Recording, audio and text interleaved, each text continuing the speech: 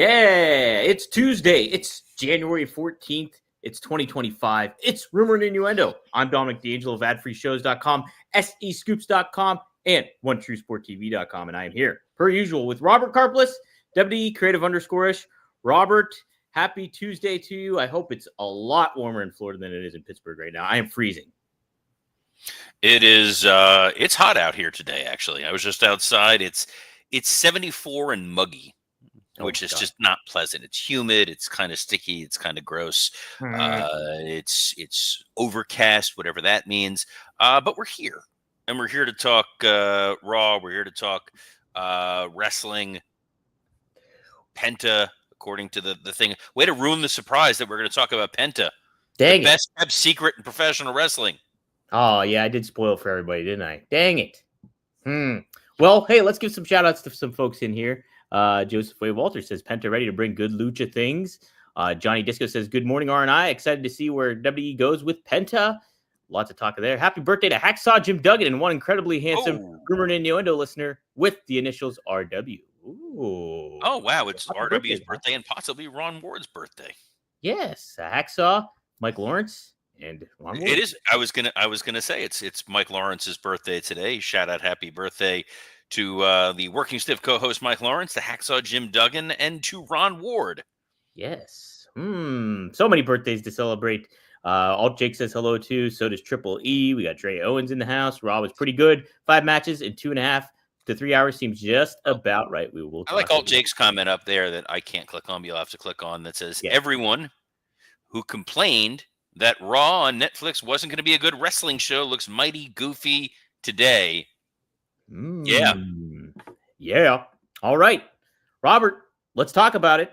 It was Raw. It's round 2 here of Raw on Netflix. And we had it kicked off with CM Punk, Seth Rollins, and Drew McIntyre. And what was, I thought, a very fun segment. But just setting up for Royal Rumble. Did you like all this? What did you think of the opening segment here to kick off the second rendition of Raw? So this was Raw coming back down to earth after last week. I've made the analogy elsewhere. I'll make it here today. Last week's Raw was sort of we have it coming up next month, the Saturday Night Live 50th anniversary special, where you're probably going to have every big cast member name of all time. They're going to throw at you, everyone from Will Ferrell to Bill Murray to Eddie Murphy, Mike Myers, all that. And then the week after that, it'll be Saturday Night Live, and it'll be the normal cast with a guest star. That is what this Raw kind of felt like. But those of you who tuned in yesterday, you smart, sophisticated, brilliant men and women who watch our show, knew when we talked about, Punk's going to be there and Seth's going to be there. I said, this is going to be them announcing they're going to be participating in the Royal Rumble. And that was what this segment was. CM Punk felt looser and more comfortable on the microphone than I think we've ever seen him since this initial return. It seems he has shaken off any sort of issues of confidence or feeling like he has this burden of carrying the story.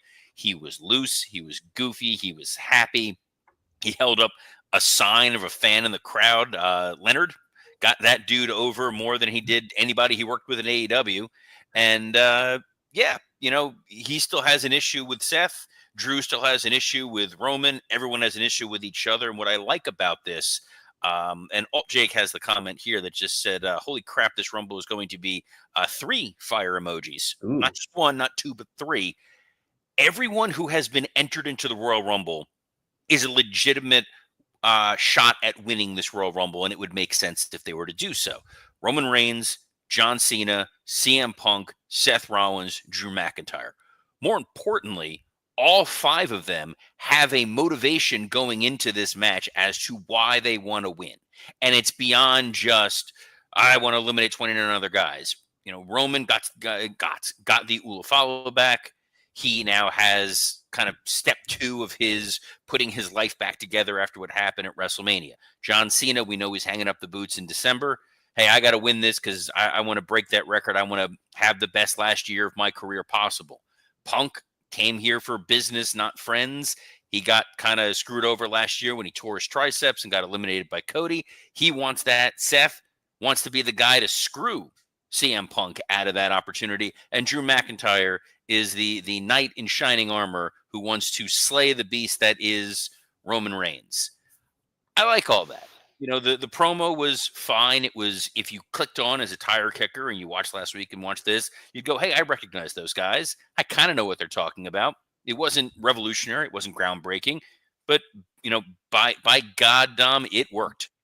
It did work, and lots of fun elements going into play, and what we were kind of talking about, building intrigue and question marks about who could win, who's going to participate, and then even Punk just referencing Cena and bringing his name into the mix makes it exciting, and really, it does elevate. And every year you want the Royal Rumble to feel big, and they're doing the foundational work to make that feel like a big deal here coming up. So I mean, the Rumble is not that far away. So, let's be like Michael Scott declaring bankruptcy, and everyone just starts yelling, "I am in the Royal Rumble. I declare for the Royal Rumble. I declare for the Royal Rumble." I think more likely than not, one of these five guys is going to be the person who's going to win the Royal Rumble. There are always the outliers. If they really wanted to shock the world and put a Logan Paul in there, I doubt it. Yeah. But you never know. Hey, well, they shocked the world with Penta's debut. Nobody saw it coming, not even Chad Gable, and Penta had a match with Chad Gable, and it was a good time.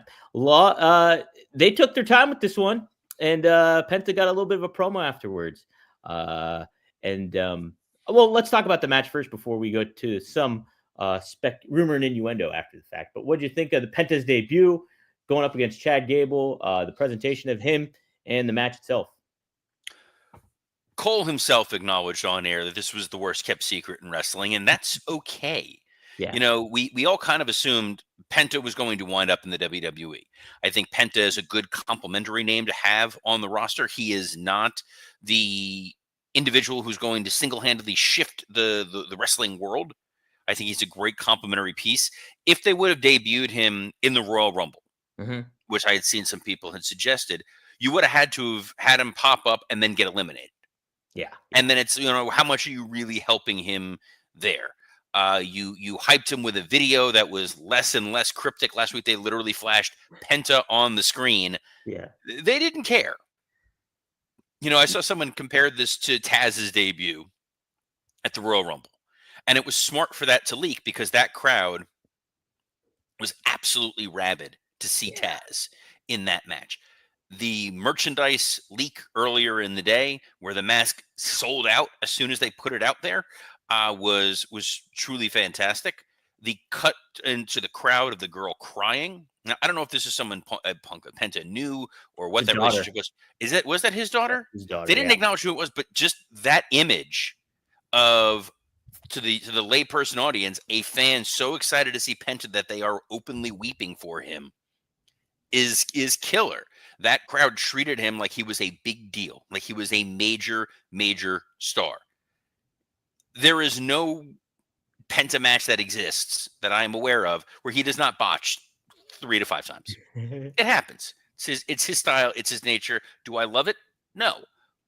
But this was the way to debut him. I saw people were mad that, Gable got too much offense. Chad Gable he's still an Olympian. He's still a member of your roster. He's a guy that was treated very seriously as recently as, 2 months ago. So, it's going to be a more even-keeled match.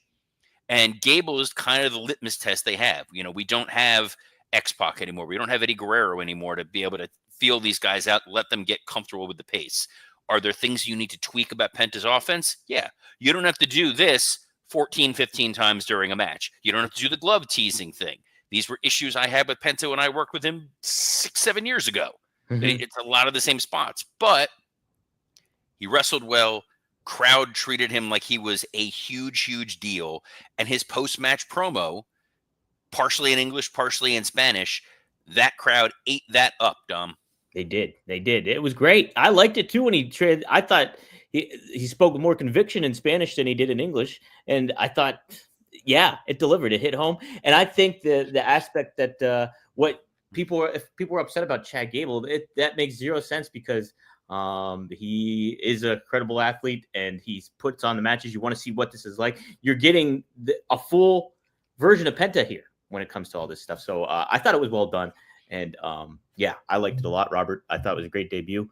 There is some rumor and innuendo going around, according to a PW Insider, I believe was this one. Some talents at WWE Raw were not thrilled as Penta versus Chad Gable match combined with Penta's post-match promo went way longer than initially planned, which led to time being cut from other segments later in the show. It was also noted that Penta wasn't hurt during the match. It was just him selling his leg. Yeah, he did a good job of selling that. But any thoughts about that little report coming out here? It went too long. People weren't thrilled about it. I don't buy those reports. Mm-hmm. And the reason I don't buy those reports is Raw was 2 hours and 36 minutes. Yeah. They don't need to worry about time. Yeah. If they needed to, they could have extended, and this could have gone the full 3 hours. Mm-hmm. It's not like it was going to cost them any more time on the set. Like, they have the window of time, however long they want it. This feels like sour grapes. This feels like a weird story floating out there. I don't believe it. I don't buy it. Show me the stone, as Vince would say, because there's a guy to quote. Yeah, right. All right, next up, Robert, we had, let's see. Oh, Sheamus versus Ludwig Kaiser. We talked about it being a hard-hitting match. It was just that.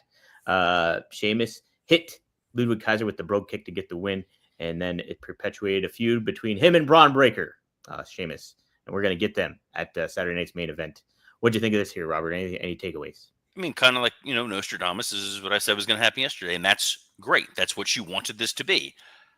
These guys have hard-hitting matches in the way we used to just throw Regal and Finlay out there and just let them beat the hell out of each other. It was entertaining.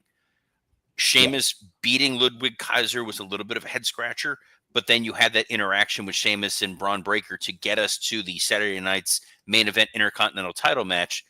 Totally fine with that. I think this worked well. It's giving Sheamus a little story against Braun Breaker since he has never won the Intercontinental title. He's talked about it ad nauseum. You have a reason to want to see Sheamus win. That idea of motivation and an object in your way is most narrative matters. So it's fine.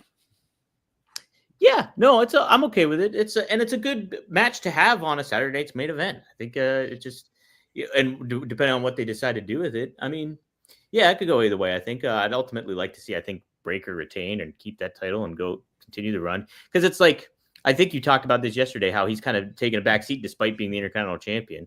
And you almost want, let's get the move on with Breaker here a little bit too. So we'll see what they do. And I like him being in this match because it does free him up if they decide they want to plug any of these guys into the Royal Rumble itself. Right. Exactly true. So we had a little backstage segment with the Judgment Day, and all seems forgiven, maybe, with Liv and Dom. She's making them do a lot of dirty work here, though. And any thoughts about this? Do you think this is a tease for them breaking up here? Or is this just they're going to carry on like nothing happened?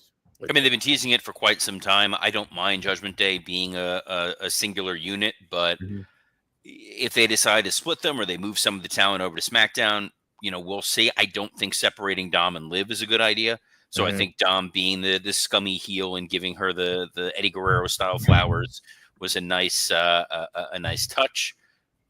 Yeah. Okay. Cool. Gunther had a little Gunther promo. And we're just skipping stuff left and right. We're good. Oh, what do we got? That's all right. There was a couple things. Seth Rollins and Sami Zayn interaction. Oh my gosh, that Seth's gonna be facing Drew. We're furthering the idea that Seth is still bitter and upset about what's going on with Roman Reigns. That Sami's got to be thrilled that Roman got the Ula back. So we're teasing tension with these guys. And what's great about all these little stories they're planting here is these can all sprout in the Royal Rumble. Yeah. And I think that's what's really, really fun. There was an incredibly bizarre Karrion Kross Miz Sami segment. So Miz and Kross are having a conversation where Karrion Kross revealed, oh, hey, the Wyatt Six have been moved to SmackDown. Yeah. I'm just like, huh? What? Yeah, what? I don't understand this transfer portal. More importantly, I don't think they understand this transfer portal, but it is a good storytelling mechanism of, oh, he's gone. He went back to his home planet. That's what it is. Move the Wyatt Six to SmackDown, where I'm sure they will be used just as sparingly as they are now. Because as cool as the entrance is, at the end of the day, I don't know how many people are like, man, I really want to see more of a Dexter Loomis match. Hopefully they don't end up like Poochie. We'll have to see. Wouldn't mind them winding up like Poochie. But that sets up the Sammy Miz match later. And then we got the Gunther promo in the ring, Dom. Yes, Gunther and Jey Uso setting it up. Saturday night's main event. Another fun, intriguing match to kind of have on this type of show. I like Gunther a lot, man. He's just doing a really good job. And way to go out on a limb. I like his look though too, like how he dresses. It's just the contrast between him and Jay. These guys are gonna, I think, tell a pretty fun story. I think, Robert. What do you think? I like the suit better than when he was dressing like a cat burglar for several weeks, where he's just wearing this like sweater. It was just very like Arnold strange. in 1999. Like Arnold. Well, he's not promoting End of Days, and he's not doing that backhand slap that Hunter sold like he was shot with a cannon. So I get it. I think Gunther, his point of you call yourself main event, but I really am the main event, and Jey Uso doing his golly gosh gee aw shucks. It sounds like when on the Fresh Prince of Bel-Air, when Will was yelling at Uncle Phil about his dad, man, why he don't want me? That's what this felt like here. Yeah, I'm the guy who's not supposed to be in the main event. I'm the guy who's not supposed to sell all this merchandise, but I'm here. So I'm going to win that title. I'm like, all right, you're not, but good guy to feed to Gunther. You needed a Gunther match. You needed a title match for Saturday night's main event. I like it. There it is. Do you like the new Prince of Bel-Air? Have you seen any of that? No. Okay. I have Peacock. And not only Peacock, a former colleague of mine at Showtime has done a lot of work on that show. Oh. Still have not got it. There's too many things to watch, man. There's too much programming.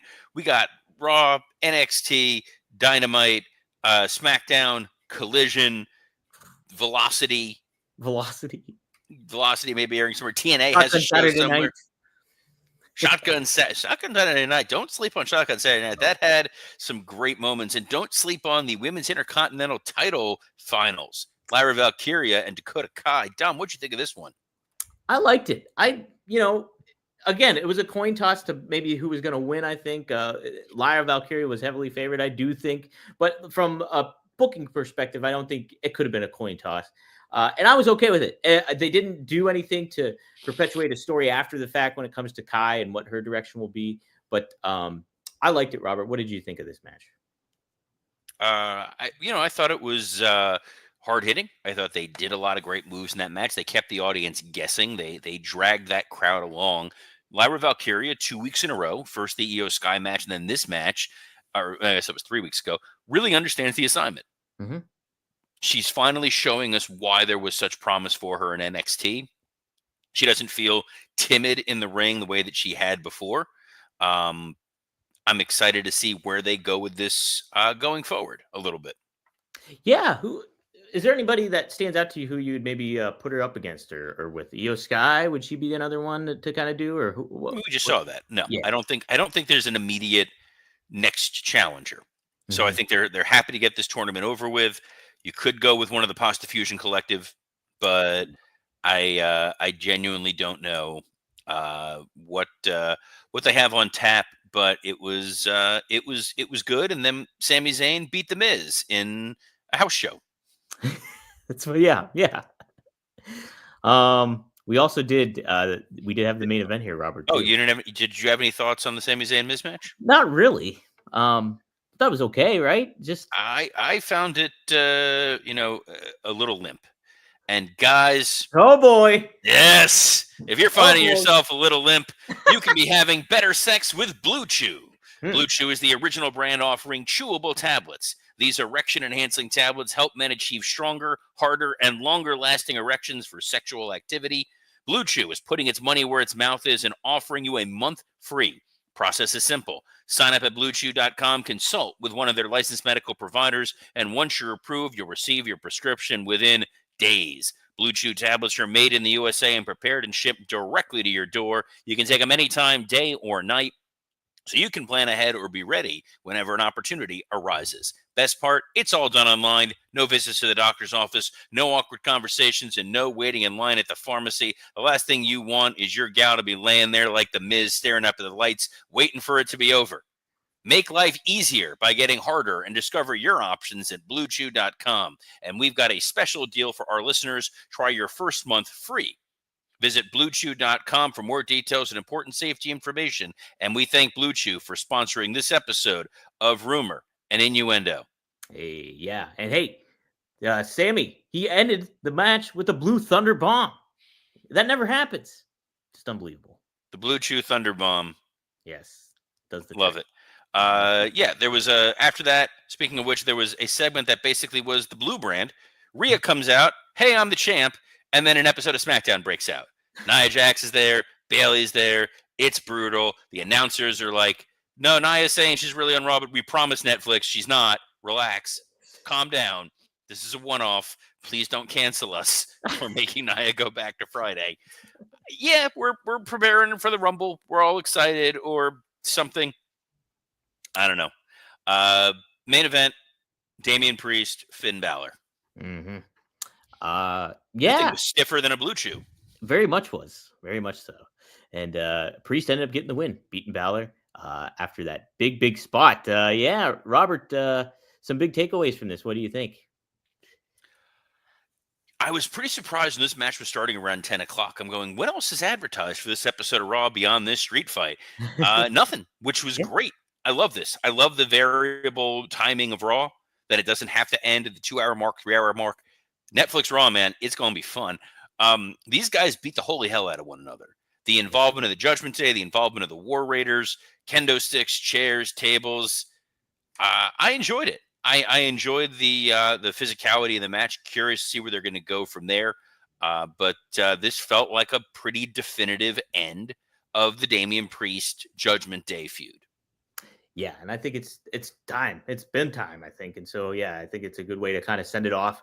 And yeah, next step forward for Damian Priest.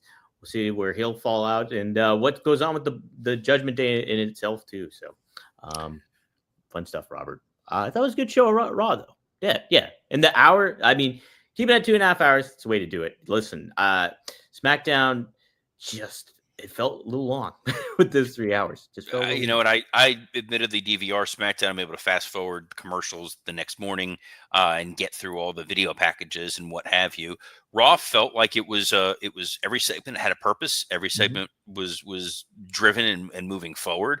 And it looks like, this was the number one show on Netflix again today. So we don't know what the ratings are, what the numbers are, but I'm guessing the Netflix folks had to be somewhat happy. I feel like there will be a steep decline.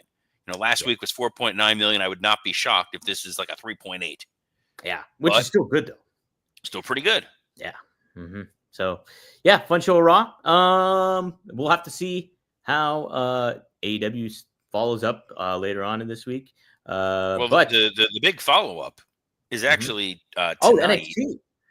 So this story broke online. Corey Graves, who we are fans of here, tweeted the following: imagine chasing your dream, then being told, not deciding that you're no longer physically able to pursue your dream. Then you then you dedicate your life to something dream adjacent and being pretty effing awesome at it. And then when it's time to enjoy the fruits of your labor, being told you're not famous enough for your own job, just in case you're wondering where I've been. Corey Graves was partnered with Michael Cole. They were handling announcing duties. Then Cole gets switched over to Raw. Pat McAfee's back. You got SmackDown with Joe Tessitore and Wade Barrett, and Corey Graves shipped off to NXT. The tweet got people upset. He followed it up with a tweet basically saying, I'm going to talk more about it tonight, which is the big flashing lights of, this is a storyline, guys. Corey Graves is a pretty smart guy. He's not going to jeopardize his career over a moment of sour grapes. This definitely feels like we are going to get some sort of epic promo from Corey Graves this evening, and it's a good reason to get people to tune in to NXT. 100%. It's just like, yeah, you had The Rock last week, and obviously that drew some record numbers for NXT. But to create this unexpected kind of intrigue from an unexpected name in Corey Graves, it's a good move because couple years back, Corey was even teasing an in-ring return at some point. So there's always been that added element of like, ooh, could it happen? What's going on? And so to not see him for a while and then for him to resurface and make this statement and then, hey, plug it. That's the master of promotion right there. It's how you handle it. So I like it. I like that they pushed some matches from last week's NXT show to get you to tune in here. There's NXT tag title match going on. There's a number one contender match for the women's U.S. title. There's a new NXT champion in Obafemi. So they're not going to do the almost million views that it got last week, but it'll do pretty good. And I think there's that great last minute intrigue of pushing you to what's going on with Corey Graves. And I will be pushing you. Catch some of Dominic D'Angelo's incredible podcasts. Hey, thanks, Robert. Yeah, you can check out One of a Kind with RVD. It's up now on rvdtv.com and wherever you get your damn podcast. Rob talks about Hulk Hogan getting booed. We talk about obscure Marvel villains and plenty more. So check it out, rvdtv.com, and be on the lookout tomorrow. Me, Greg Gagne, Magnum TA will be going live probably at 4 p.m. Eastern Standard Time, 4horsemannetwork.com. You can check out, interact with us and ask some questions and get some feedback on Raw too, what we saw, Penta and everything too. So, Robert, you just sent me a little something too with working stiff, a little special.